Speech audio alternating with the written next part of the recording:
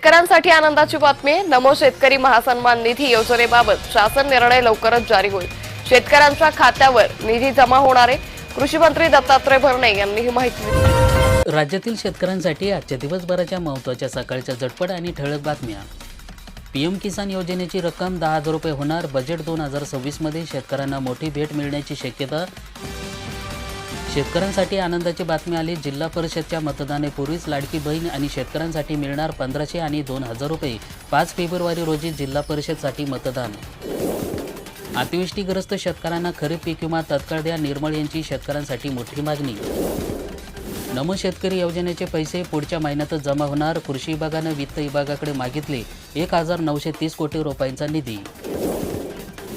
नवीन कांद्याची आवक वाढली. भाव मात्र जैसे ते तैसे. 40गाव कृषी उत्पन्न बाजार समितीमध्ये सोमवारी 250 वाहने कांदा विक्रीस आला होता. भाव नसल्यामुळे शेतकऱ्यांची हिरमोड.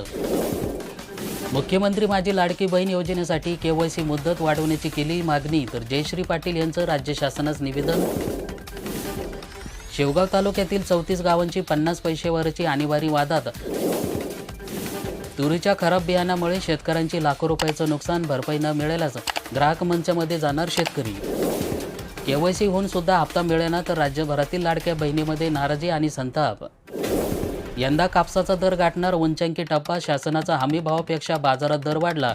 कापूस उत्पादक शेतकऱ्यांना मोठा दिलासा मिळतोय. निराधार लाभार्थ्यांचं अनुदान थांबले. आधार अपडेट नसल्याने होतोय त्रास. नागबीड तालुक्यातील 389 लाभार्थ्यांना अनुदान मिळालेच नाही. कपाशी उत्पादकांना सीसीआयकडे फिरवली पाठ. तर खाजगी बाजारामध्ये दरवाढ झाल्याचा मोठा परिणाम. खाजगी बाजारपेठामध्ये कापसाचे दर वाढून प्रति क्विंटल 7,900 रुपयापर्यंत पोहोचले असून तत्काळ रोख रक्कम मिळत आहे. त्यामुळे गारोडा आणि परिसरातील कपाशी उत्पादक शेतकऱ्यांना शासकीय कापूस खरेदी केंद्र सीसीआयकडे पाठ फिरवली आहे. याउलट खाजगी व्यापाऱ्यांकडे विक्री करण्यास पसंती दिल्याचं चित्र सध्या दिसून येत आहे. 28,778 शेतकऱ्यांसाठी 19 कोटी रुपयांचा निधी झाला मंजूर.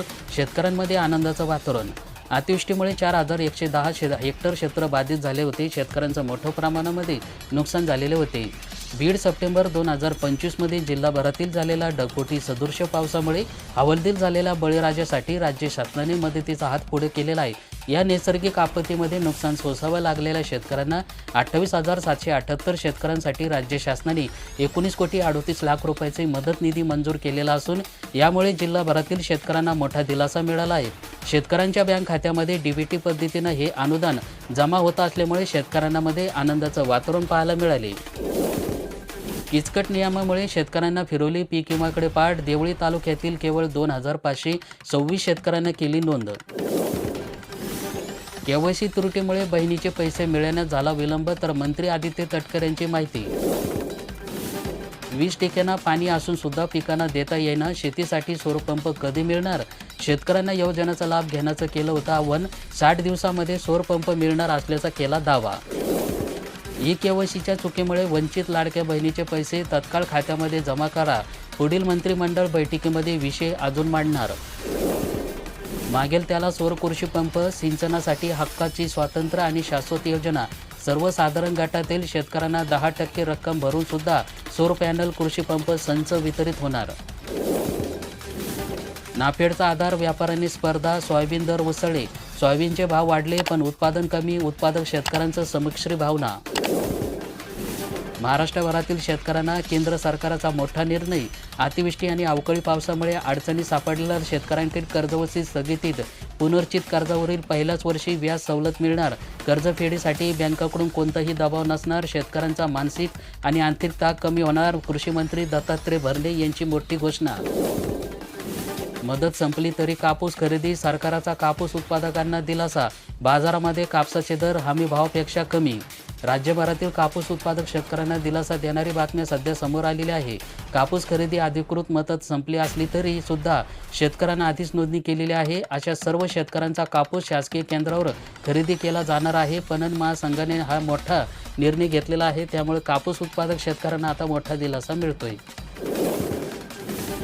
हंगामपूर्वीच तुरीला चमक आली. दर पोहोचले 7,500 रुपयावर.